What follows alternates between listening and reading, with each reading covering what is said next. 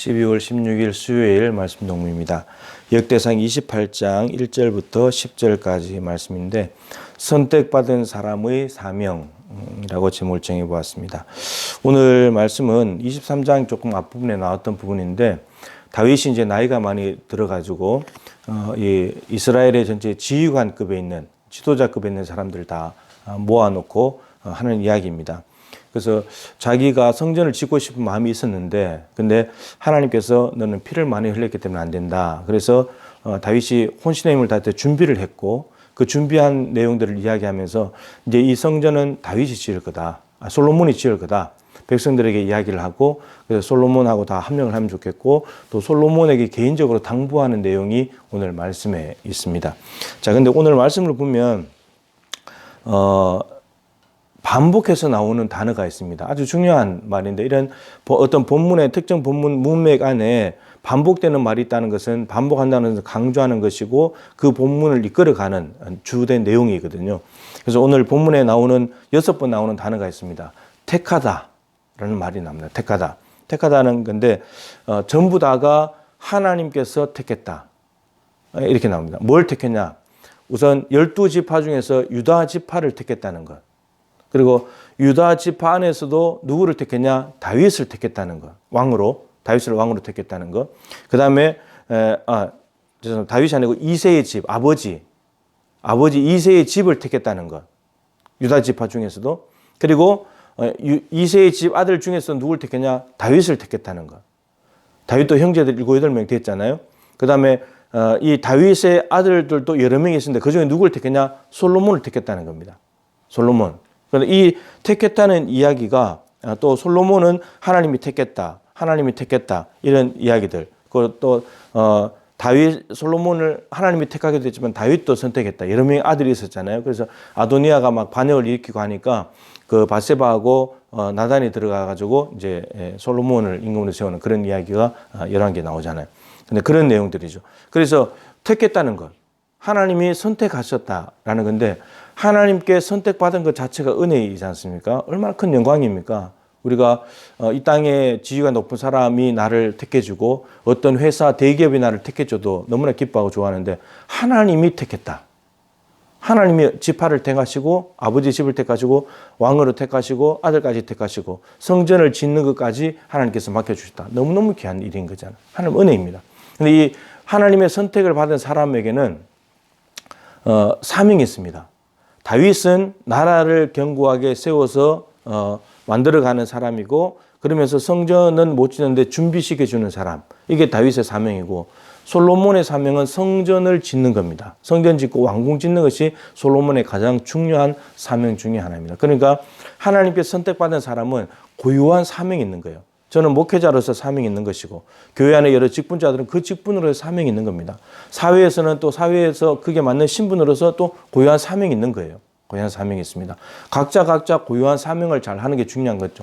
선택해 준 분에 대한 은혜의 보답이니까. 그래서 우리가 맡겨주신 일들을 잘 하는 것이 너무너무 중요하다. 그래서 오늘 다윗이 솔로몬을 택하여다가 솔로몬 성전 짓는 것을 두고 백성의 지도자들에게 이 일들을 잘 해야 된다. 마음을 합하여서 잘 감당해야 된다. 하나님이 맡겨주신 고유한 일이니까 잘 해야 된다라고 이야기를 하는데 자, 중요한 것은 이것입니다. 선택받은 사람에게는 고유한 사명이 있는데 고유한 사명 이외에 어떠한 선택, 어떤 일의 선택을 받았든지 간에 공통되게 해야 될 일이 있습니다. 그것이 뭐냐면 오늘 말씀이 나오는데 이겁니다. 하나님의 계명을 순종하는 것.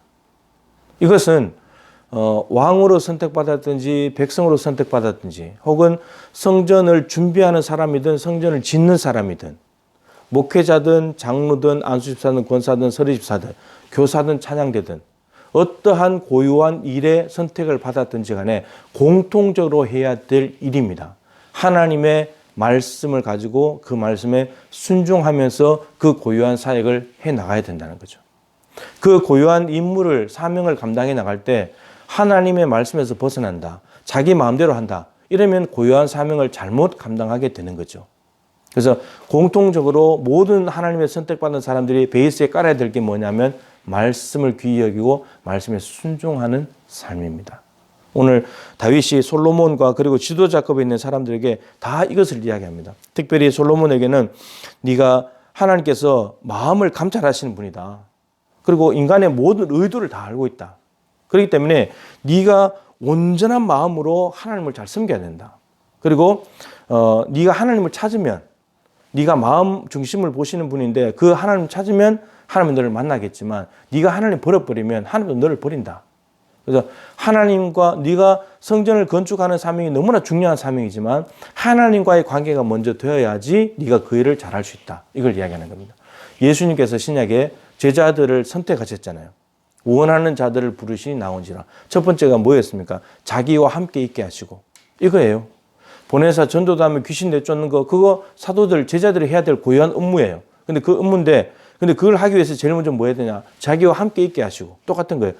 나라를 세우고 성전 짓는 준비를 해주고 성전 건축을 한다. 고유한 임무예요. 그거 하기 전에 뭘 해야 된다. 그죠? 말씀에 순종해야 된다. 그래서 하나님과 가까이 하는 것, 자기와 함께 있게 하시고, 그게 뭐냐? 이 솔로몬으로 말한다면 하나님의 말씀대로 사는 거예요. 하나님을 가까이 하는 거예요. 오늘도 우리는 우리에게 주어진 사명을 위해서 오늘도 하루 살아갈 텐데 그 밑바닥에 깔아야 될 게 뭐냐면 나는 말씀대로 간다. 나는 말씀에 순종하면서 나에게 주신 일을 한다. 불법을 저지르고 편법을 쓰고 세상 사람들과 똑같이 거짓말하고 속이면서 하나님이 주신 사명을 감당하면 그것은 불명예스러운 거고 하나님 아버지를 욕먹이는 일이 되는 것이겠죠. 그래서 고유한 업무를 받은 것 자체도 귀한 은혜이지만 그것을 잘 해나가기 위해서 그것을 정말 아버지께서 기뻐하시는 나를 선택해 주시고 맡겨주신 분의 기쁨을 위해서는 그분이 말씀하시는 말씀대로 그 일을 이루어 드리는 것. 그것이 하나님께 영광이 된다라고 하는 것입니다. 선택받은 사람의 사명, 기본적으로 말씀 순종. 그것을 가지고 하나님이 맡겨주신 일을 감당할 때 우리는 선택받은 은혜를 정말 진실되게 하나님께 되돌려 드리게 되고 그러면 하나님께서 영광을 받게 되실 것입니다. 오늘도 말씀 가지고 삶의 모든 것들을 꾸려나가서 하나님을 기뻐하시는 보시기에 좋았더라 그 하루의 삶을 살아 드릴 수 있기를 주님의 이름으로 축복합니다.